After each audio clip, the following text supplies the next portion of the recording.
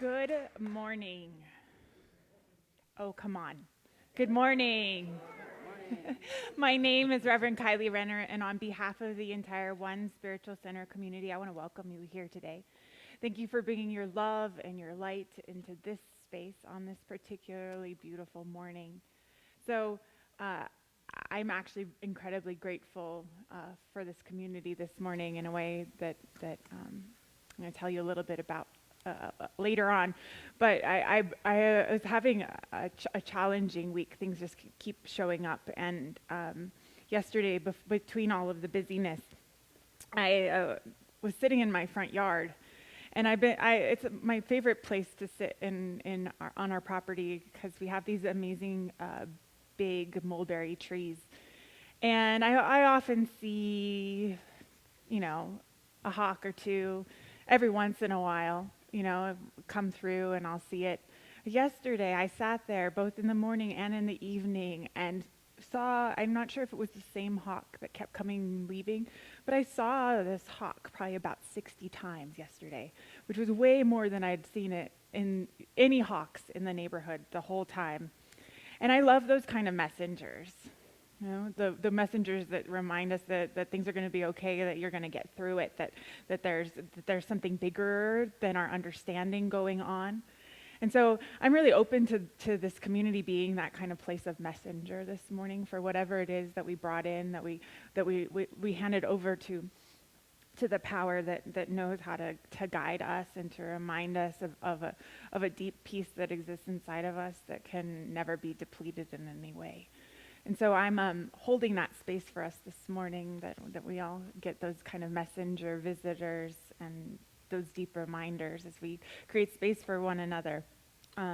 And I know that there's a lot of people experiencing some really challenging things right now in this community, and I'm just lifting us all up together. I also request prayer for Arlen Asher. Was intended to be our guest musician this morning, and he called this morning and said he wasn't going to be able to do so for health reasons, and so we're lifting him up in this community in prayer, even though he's not here physically, for his healing and his wholeness. So please just join me as we open this morning in prayer. Just taking an opportunity to bask in the love of the one. I just recognize the one power and the one presence, the one heart.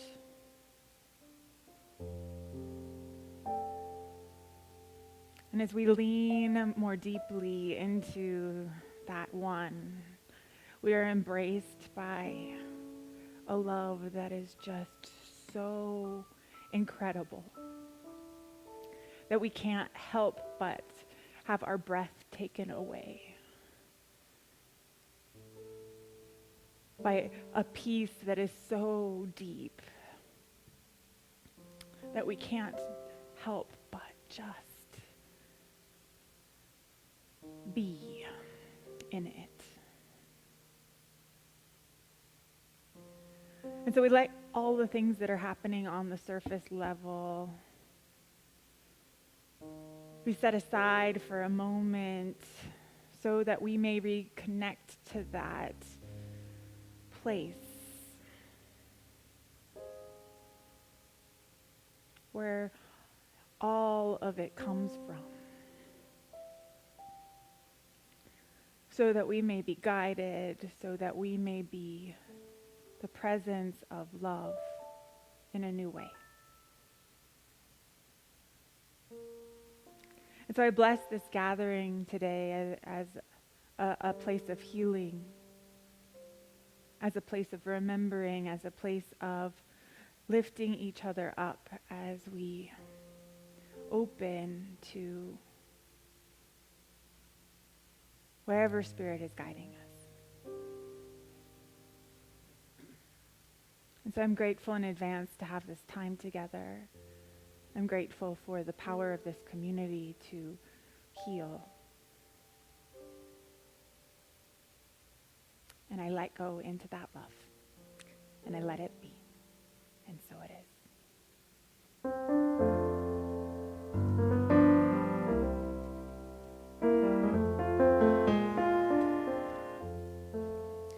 I've got peace like a river. I've got peace like a river. I got peace like a river in my soul. I've got peace like a river. I've got peace like a river. I got peace like a river in my soul. I've got love like an ocean. I've got love like an ocean. I got love like an ocean in my soul. I've got love like an ocean. I've got love like an ocean. I got love like an ocean in my soul. I've got joy like a fountain. I've got joy like a fountain. I've got joy like a fountain in my soul. I got joy like a fountain. I got joy like a fountain. I got joy like a fountain in my soul. I've got peace like a river. I've got peace like a river. I got peace like a river in my soul. I've got peace like a river. I've got peace like a river. I got peace like a river in my soul.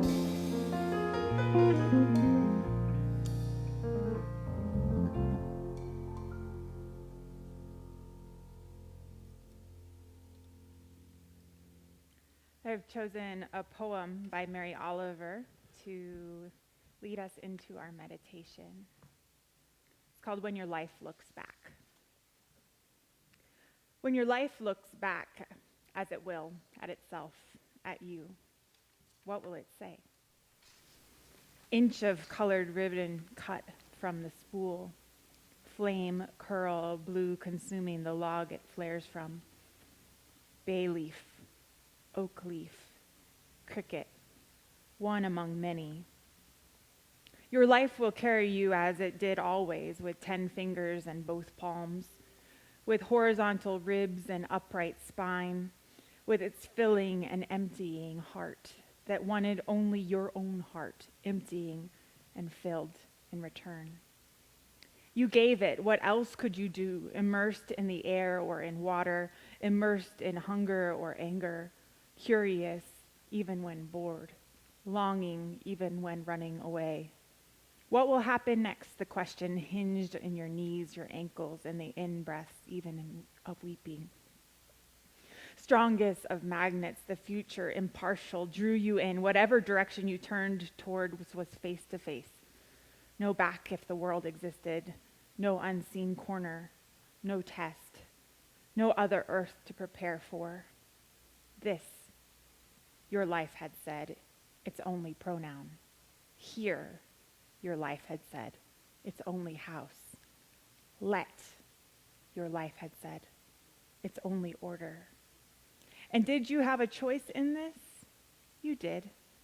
Sleeping and waking, the horses around you, the mountains around you, the buildings with their tall hydraulic shafts, those of your own kind around you. A few times you stood on your head. A few times you chose not to be frightened. A few times you found yourself held beyond any measure. Mortal, your life will say, as if tasting something delicious, as if in envy. Your immortal life will say this as it is leaving. This, your life had said, your only pronoun. Here, your life had said, its only house. Let, your life had said, its only order. And so we take that sense of being here, this, now, and letting, and we allow the meditation to take us wherever it takes us today.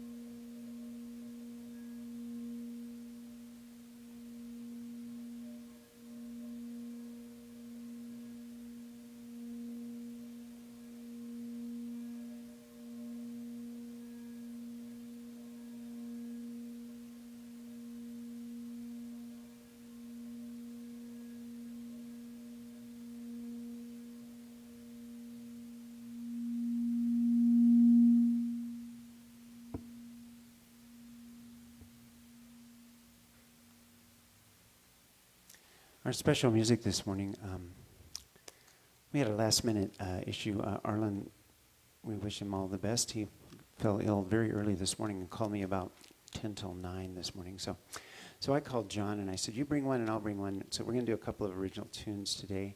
John always writes these beautiful meditations, and so we're going to feature him on a not-so-meditative but still beautiful song that he wrote.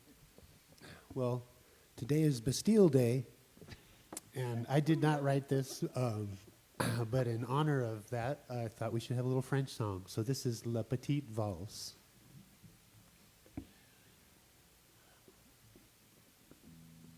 I hope.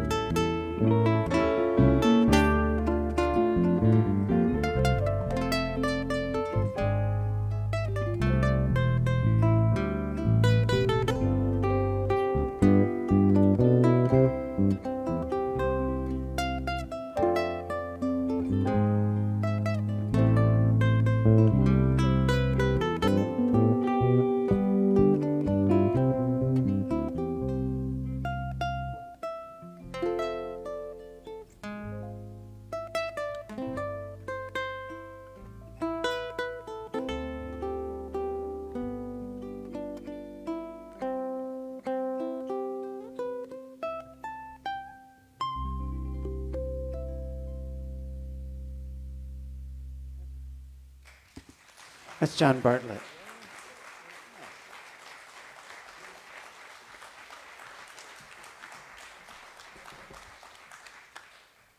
Beautiful. Thank you. Thank you. It was beautiful. Ah.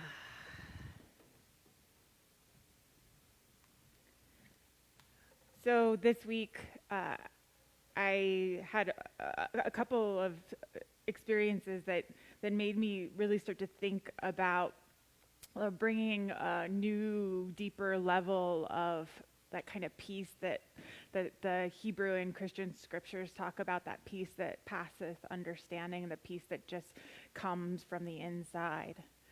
And so I've been spending a lot of time with grieving people. Yesterday I actually performed 2 memorial services.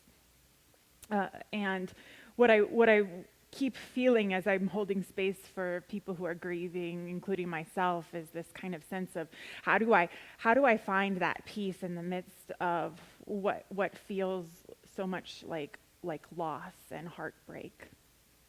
So there's a book by Hugh Prather that I think is beautifully titled How to Live in the World and Still Be Happy. And he talks about finding that kind of that place of peace, especially in the midst of all of it, not separate from it, not separate from the grief and the loss, but actually finding that kind of peace in the midst of it. And so this is what he said: "The world is indeed a dangerous place, and obviously there are times when the worst we fear does happen. And yet what did being sick with dread ever do to protect us? Fear neither causes the thing feared to happen nor prevents it. It is mere static. It is the absence of music. It is not power. There is calmness at the center of us, a very deep well of peace that cannot be exhausted. But it will never be experienced while our perceptions are twisted." And so I was thinking about that like when our perceptions are twisted, how we then behave out of not that place of peace inside of us, and how we get back to that is a way in which we to remember that being amidst life is actually what all of this is about. And so what I also know about being in the midst of things is sometimes it feels like the solution is to remove ourselves. The solution to being more peaceful feels like, well, if I could get out of this, if I could get away from it, that then I would be able to find the peace that I'm looking for. But what I know to be true is that's not the path. That the path is to stay in the middle of it, and in fact, to find that deeper peace in the midst of it requires us to stay in the middle of it. So there's a story out of Tunisia about Abu Sari, who was a man who owned a haberdashery in the middle of the main market. And he spent all of his days selling and buying and bargaining with his customers. But every afternoon he would draw a cloth around the corner in his shop, and he would pray. And one afternoon, a mullah visited him and said he was very close to God and wanted to share his message with Abu Sari. And Abu Sari said, "Well, where do you live?" to this teacher. And the teacher said, "Oh, well, I live in the desert. There I managed to contemplate the face of the Almighty Lord and swim in his blessings." And Abu Sari said, "Well, if you live in the desert, that means you are still very far from the divine," which completely surprised the merchant, who went on to be told that an enlightened man needs to be able to live in the middle of the market and never for a single moment know that they are absent from the company of God. They have to be able to be in the middle of it, recognizing that in the middle of all of it, you're never absent from the company of God. So this is the remembrance for me that the way to experience that kind of being happy and living in the world and still being happy requires us to actually engage in the world. It requires us to be willing to be in the middle of it, not pull ourselves away thinking that's the solution, go live in the desert. Although we all do live in the desert, but that's a different story. So when I started to think about it, like that kind of the fact that when we're in the middle of something we get to that place where we're required, like we've done everything we know how to do. You know, we prayed, we controlled, we manipulated, we did whatever it is. We did every tool in our tool book, and we get to that place where we can't do anything else. And somehow we are encompassed by this grace that just takes us to that place of a deeper peace than we ever thought possible. And it's almost like once we've used all of the things that we've guarded against, that have guarded against that place in our lives, we actually get access to it. And I'm wondering if we could cultivate a relationship with it that doesn't require us to get through all of the things that we were using to block it in the first place. Because what I recognize is that there is this peace that wants to be in us. This peace, this love, like this that is in us and wants to be recognized by us, and we just fight it all the time. We allow our perceptions to be twisted. We do everything we know how to do to keep ourselves from that peace. While that peace is inside of us, just waiting for us to be willing to open to it and pay attention to it. So Rumi has this beautiful short poem that says this: "Whoever finds love beneath hurt and grief disappears into emptiness with 1,000 new disguises." Whoever finds love beneath hurt and grief disappears into emptiness with 1,000 new disguises. And I love that image, like that when we are willing to find that peace beneath the surface of things, that we then take on all these new forms. We take on all these new possibilities. We have a way of being transported into something bigger. But it requires us to be willing to find the love beneath our own hurt and our grief, to go be beneath our perceptions that have been twisted by doubt and fear, to actually open to this deeper place inside of us that wants to be recognized. So one of my favorite lines from the Tao is this also very short piece that to me speaks to this kind of sense that Mary Oliver spoke about in that poem about letting and being here, and this sense of what is it that we're really doing here. So the Tao says, "Do you want to improve the world? I don't think it can be done. If you tamper with it, you will ruin it. If you treat it like an object, you will lose it. The master sees things as they are without trying to control them. She lets them go their own way and resides at the center of the circle." She lets them go their own way and resides at the center of the circle. And to me, this speaks to that place of peace, right? That place that's just like that center of the circle that's not moving. And when we let go of our need to control and manipulate and fix and whatever it is that we think we're here to do, and we actually get centered into that peace at the center of the circle, we find what we're looking for everywhere else. And so I am opening to this sense of how can we do this more consciously? How can we be in the midst of something and be willing to call in this peace that is deeper? And of course, I'm being tested. So this morning, while I'm preparing for service, we just pulled up and we're getting ready to get life going, and we're the only ones around, and there's a big old car wreck right in front of me. And I rush over, and the gentleman who had been hit was talking on the phone with the 911 operator, but the 911 operator wasn't able to understand their English. It was obvious that this person was newly arrived.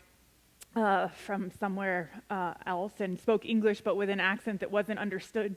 And so he said, "Here, will you talk to them?" And so here I am in the midst of trying to figure out what exactly is mine to do in this. There was this sense of, how can I bring peace to this man who is terrified about what just happened? How do I bring peace here? How do I be that presence that was needed for him right there? And so one of the things I noticed in that is this sense of, how can I give my attention to this person in this peaceful way? How can I give that peace away? How can I be that presence? How can I tell him that everything's going to be okay? And so I stood there and talked to him, and hopefully was able to bring at least a bit of that into the situation. And I was so grateful, because the woman who had hit this man got out of her car, and I was certain she was going to lie about what happened, because I was assuming that was going to happen. And the police officers are there, and she's like, "I'm going to be straight up with you. I just did something illegal and irresponsible, and it wasn't his fault." And I was like,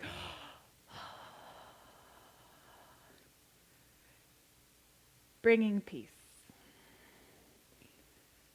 So there's this sense in me that there's this deep peace that is being asked for us to bring, that leads us out of this kind of world that has been turning us away from the kind of real peace that we are, that easily gets us twisted into things that we think we should be paying attention to, that don't need our attention, or don't need our attention in the way that we give them to it. And how can we, in the midst of whatever it is that is going on in our lives, remember that peace that exists inside of us, and just be willing to bring it everywhere? Because I think the world is calling for it right now. The world is calling for us to take that more fully into form, that peace that's inside of us. But it requires us to dig deeper. And we dig deeper by being present and not running away. We dig deeper by being willing to go beneath the grief and the loss. We dig deeper because we're willing to stay in the presence of what's really happening and not be wrapped up in it. And I love that Mark Nepo line. It stays with me, is like, the strong are the people who can be in the midst of a storm and not start worshiping the storm. That we can be in the midst of something and not let that thing that is happening distract us from the deeper awareness that is actually asking for our attention. And that we can actually bring that peace and bring that remembrance with us everywhere. So Jack Kornfield tells a story about having been teaching about compassion with premature children in a hall in San Francisco many years ago. And the hall was filled with 3,000 participants there to learn about compassion from these great teachers. And at one point, a young woman stood up and started to speak in a really incredibly raw and painful way about her partner's suicide a few weeks before. And she was experiencing the whole gamut of complex emotions: grief, confusion, anger, guilt, loss, fear. And as Jack says that as he listened to her, he could feel just the deep loneliness and confusion that she was experiencing. So he asked that if anyone else in the hall had ever experienced a suicide of someone in their family or someone really close to them. And more than 200 people in the audience stood up. And so he asked this woman to look around at the eyes of the people who were standing around her, and to see something. And this is what he says: "I asked her to look around the room at the eyes of those who had gone through a similar tragedy and somehow survived, to sense some of the wisdom they had gained from the difficult experience. And as they gazed at her, she and everyone in the room could feel the presence of true compassion and peace, as if it were a great temple in that moment. We all felt the suffering of this part of our humanity and part of the mystery that we share.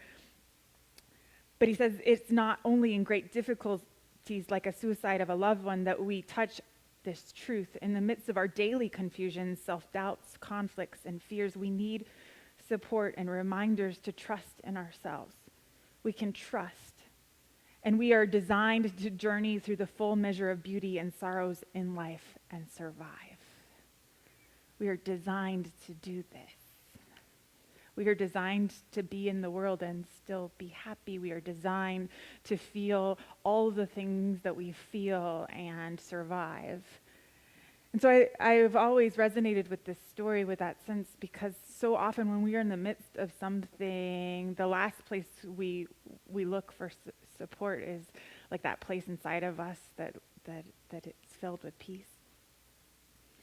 And that place that is always there is the last place we look. And so for me, there's a reminder here that, yeah, we can see that there are many other people who've experienced what we have experienced in similar ways. And that every single person has that well of peace inside of them. And so it's so helpful to remember that in the midst of our own journeys, but also in the journeys in which we are asked to bring peace to the world, because we have to recognize that peace that we are seeking to give to the world also exists in every single person that we're encountering. That depth of inexhaustible peace is there as well. And we just get to keep on leaning into it. And we keep on leaning into it in a way that allows us to remember that this is all part of the journey we're on. So I have a last poem to share. And it's a poem by William Stafford called The Way It Is. And it speaks to this for me. There's a thread you follow. It goes among things that change, but it doesn't change. People wonder about what you are pursuing, and you have to explain about the thread. But it's hard for others to see. And while you hold it, you cannot get lost.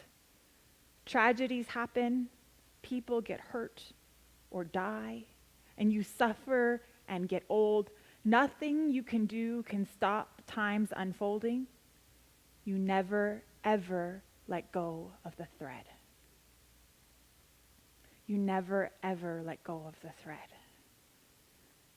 So the sense that peace is that thread that we never let go of, that it goes amongst all of the things, and all of the things we can't control or can't explain, and we get to access that place and bring it into a deeper way into the world through our willingness to be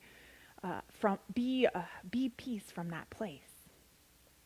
And so as we practice this together, I just recognize that there are infinite opportunities for us to be bringing a deeper place of remembrance inside of us. Remembrance that we are loved, supported, protected, safe, whole. And we just get to keep on bringing that into especially the places in our life that we've allowed to get twisted.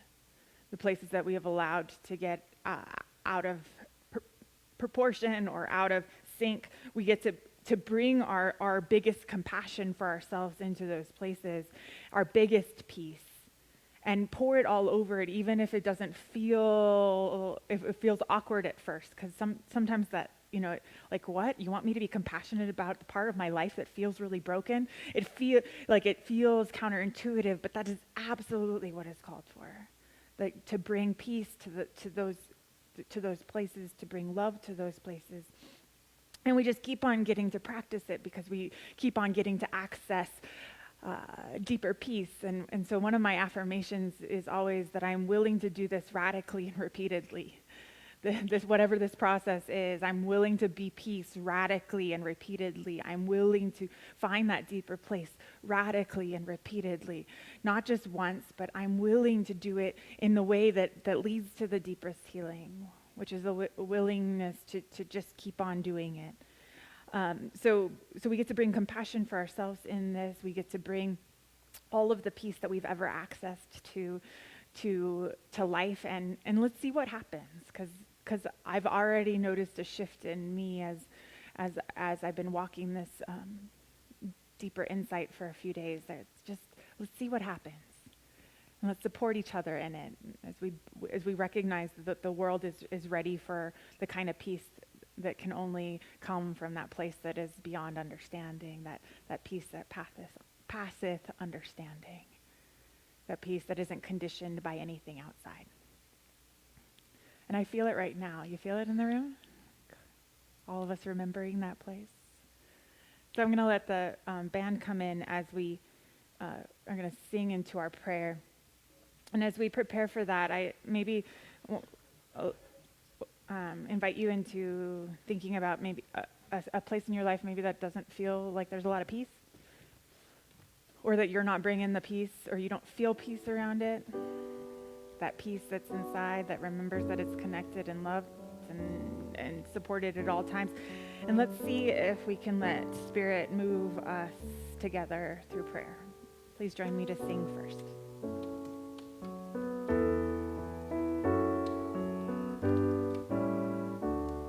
Our prayer of love lifts us high. It heals us, sustains us, and sets us free. Our prayer of love, it lifts us high.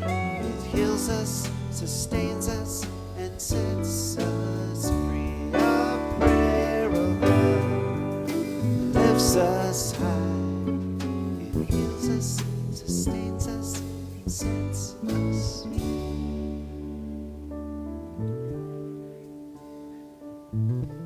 And so today our prayer of love is a prayer of deep peace. A peace that sits at the center of all things, a love that encompasses it all. That place where we access, where all of our doubts and fears just fall away, where we remember who sent us here and why, where we remember that the infinite love of the infinite so desired to experience itself as us, that it brought forth our particular manifestation onto this planet so that we may make this journey with the one. And I honor that thread that we hold on to, that is that changeless place inside of us, that place of peace and love that we can access at all times through all of life's changes, through all of the things we can't control. We find a peace amidst all of it by being willing to make this journey to that deeper place inside of us over and over and over again. So we let that peace just permeate our beingness. We let it become what we are bringing to the world. We let it become the expression that we are, and we recognize that healing presence is so called for right now, that we allow ourselves to give so generously from that place that is never depleted inside of us, that place of peace and love that are just so willing to give itself to us. And so we let it in. And we let go of anything that feels like it is in the way of that. We let that peace and that love flow in us and through us and as us.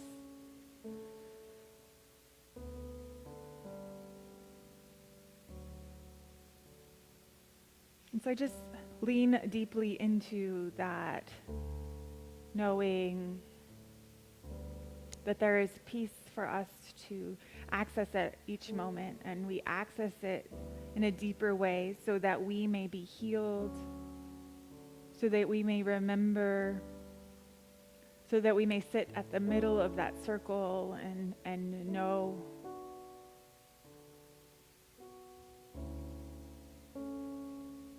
and we just let go. We just let. Deep peace. And so it is.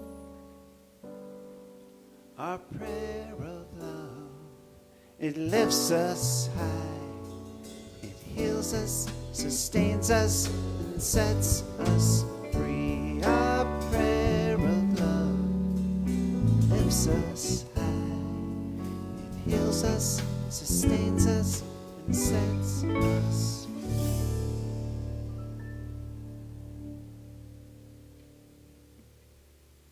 And now we're going to feature ourselves.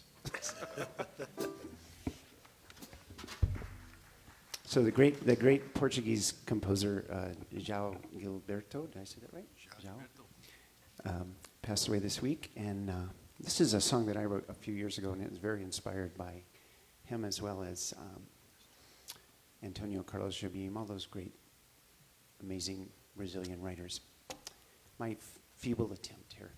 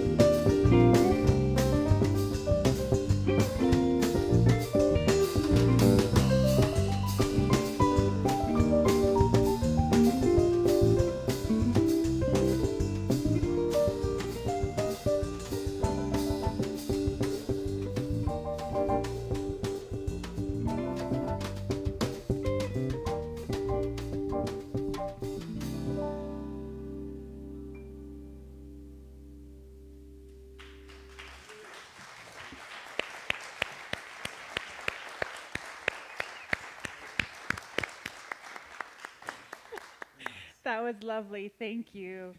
Sorry, I'm going to embarrass Sid, but I heard him give himself a pep talk earlier this morning. He walked in the room. He didn't know I was there. He's like, it's going to be okay. It was more than okay. That was beautiful. Thank you. And I have to say, I'm really grateful for all of these guys who will just pick up running wherever we drop them, wherever life takes us. So thank you. Thank you. Thank you. All right. So now's the time for the sharing of our tithes and offerings. I'm going to invite you to take whatever it is you brought to share with this community this morning and hold it over your heart. I invite you to give a silent blessing, whatever that might be. Maybe there's a deep peace that is calling you that you're willing to let in. Maybe there's a sense in which you're willing to be peace in your life in a new way and in some way that you're guided from that peace. Whatever that is for you today, I just invite you to know how loved and supported you are in that. I invite you to remember that peace is right there. You don't have to look for it anywhere. It is right there, right in the midst of all of it. And I just open to us all remembering that together in a deeper way. And so I invite you to sing with me as our ushers come through the aisles.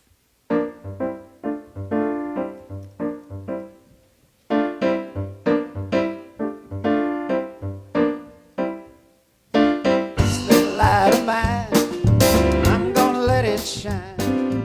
This little light of mine, I'm gonna let it shine. This little light of mine, I'm gonna let it shine, let it shine, let it shine, let it shine. This light around the world, I'm gonna let it shine. Make this light around the world, I'm gonna let it shine. This light around the world, I'm gonna let it shine, let it shine, let it shine, let it shine. Let anyone blow it out, I'm gonna let it shine. Let anyone blow it out, I'm gonna let it shine. Let anyone blow it out, I'm gonna let it shine. Let it shine, let it shine, let it shine. This little light of mine, I'm gonna let it shine. This little light of mine, I'm gonna let it shine. This little light of mine, I'm gonna let it shine. Let it shine, let it shine, let it shine. Let it shine, let it shine, let it shine.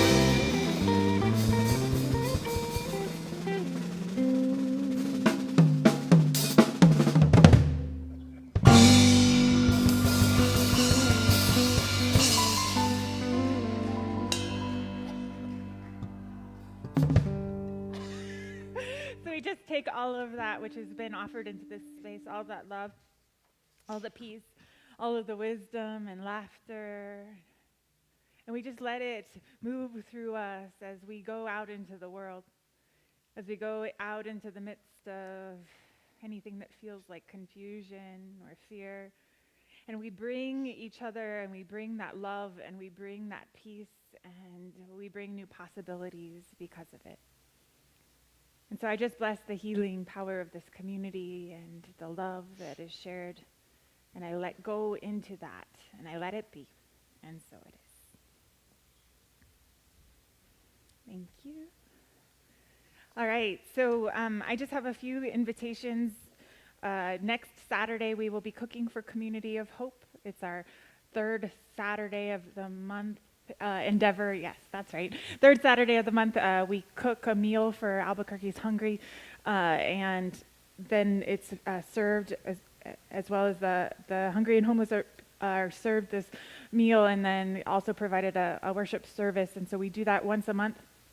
I've been doing it for 5 years or so, once a month.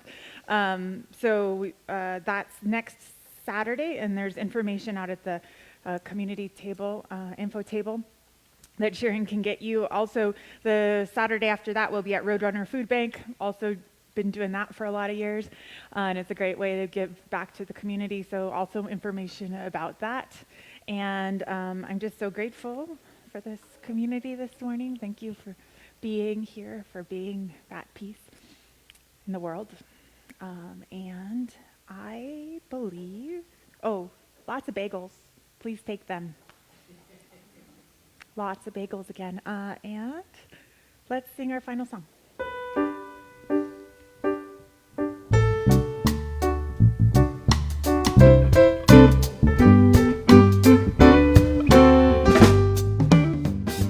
One love, one heart. Let's get together and feel alright. One love, one heart. Let's give thanks to the Lord, and we can feel alright. People get ready, there's a train coming. You don't need no baggage, you just get on board. All you hear is fear, you like diesel humming. Don't need no tickets, you just thank the Lord. One love, one heart. Let's get together and feel alright. One love, one heart. Let's give thanks to the Lord, and we can feel alright. People get ready for the train to Jordan. Picking up passengers from coast to coast. There's the queue, but the doors and boredom. There's room for all that love. One love, one heart. Let's get together and feel alright. One love, one heart. Let's give thanks to the Lord, and we can feel alright. Let's give thanks to the Lord, and we can feel alright. So we have one last blessing to sing to one another.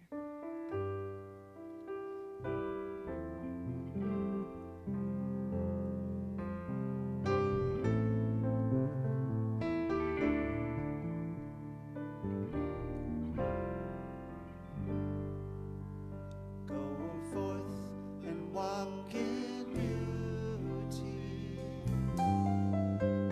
and know that we are one.